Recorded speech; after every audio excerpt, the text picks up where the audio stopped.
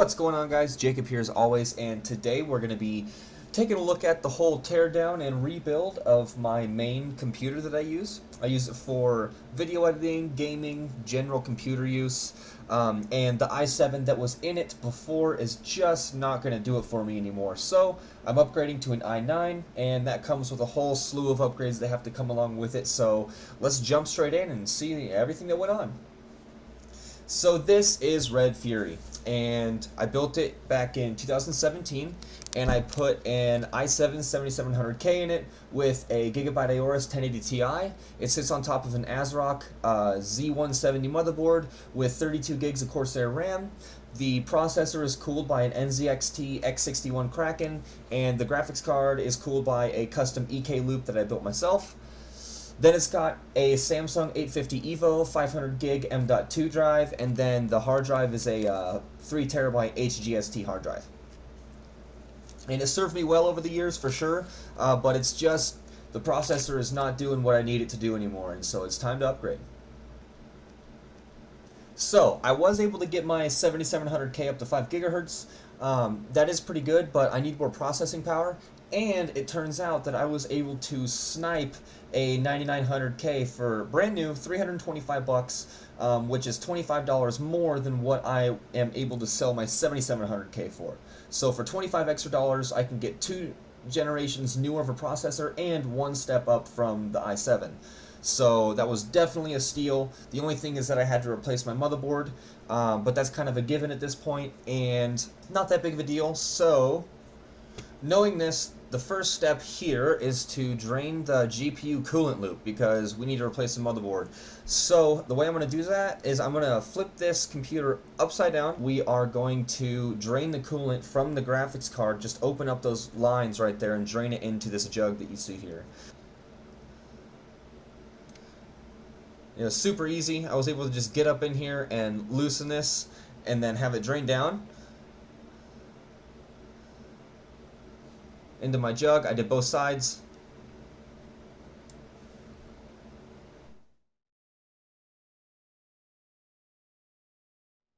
And then a super easy way to make sure that nothing drips out, I was able to just cram some AA batteries into there and then slide that that sheath that screws onto the nipple, and it sealed it perfect, because there was one point where coolant was actually able to come down and sit up against the back side of the battery, but not even the slightest hint of any liquid was coming out at all. It was a really snug fit.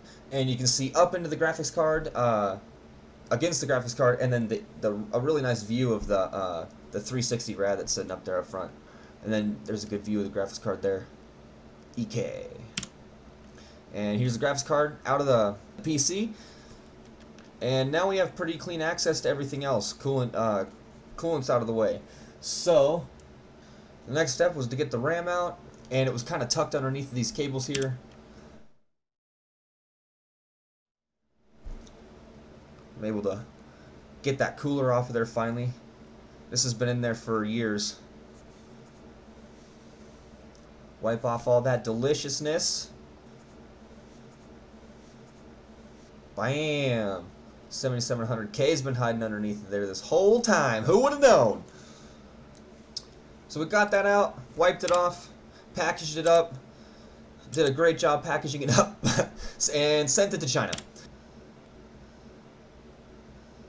So the parts going in are the motherboard. It's an ASRock Z390 Pro 4.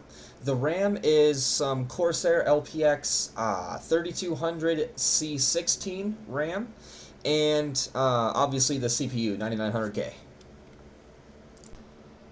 And finally, a couple days later, I got my i9 9900KF in, and boy, that was an exciting day, let me tell you.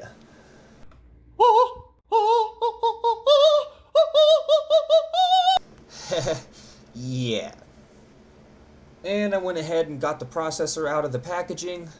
I checked all the pins in the socket for the processor. Make sure that there's no bent pins or anything, just to double check and make sure. And I went ahead and checked the processor too, and then seated it. Look at that beautiful thing. So I got the CPU in, I got the cooler set on top of it, I then threw the graphics card in and got it ready to go back together, and the assembly process I have time-lapse for you here.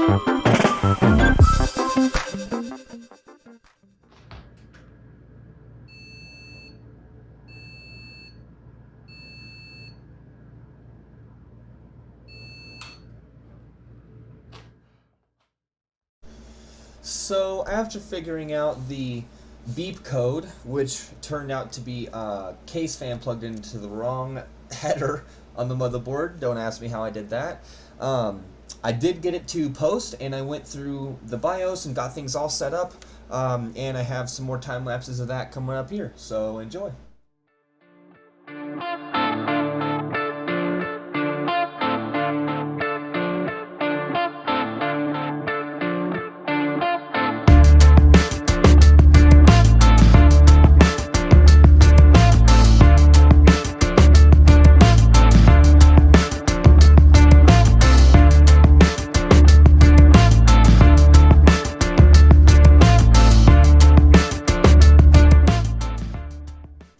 So I dabbled a little bit with 5.1 and 5.2 gigahertz, but I was just not able to cool it well enough, and after about 80 some odd degrees, it was unstable. So I backed it off to 5 gigahertz, which was stable for a while until I started really putting it under some workloads, and it started to hit 90C, and that's just too hot. So I backed it off again down to 4.8, and it sits at a decent temperature, not too hot there at about 4.8 gigahertz. But I do want to push it back up to 5.0 and further. So I boxed the PC back up, opened up my new Logitech G903 wireless mouse that Logitech sent me, and got my setup put back together better than it was before. So this is not the end of the road for this processor. I am going to have another episode come out with me pushing the boundaries of this processor to 5.2 to 5.3 gigahertz, something like that. I'm going to have some pretty interesting techniques to do that, so definitely subscribe if you want to see that, because it's going to be pretty cool. I'll link it in a card or something right here, and as always, thank you guys. If you're getting value out of this content, like and subscribe, or if you have any questions or want to see something different, leave a comment down below, and thank you so much for being here. I'll see you next time. Have a good one.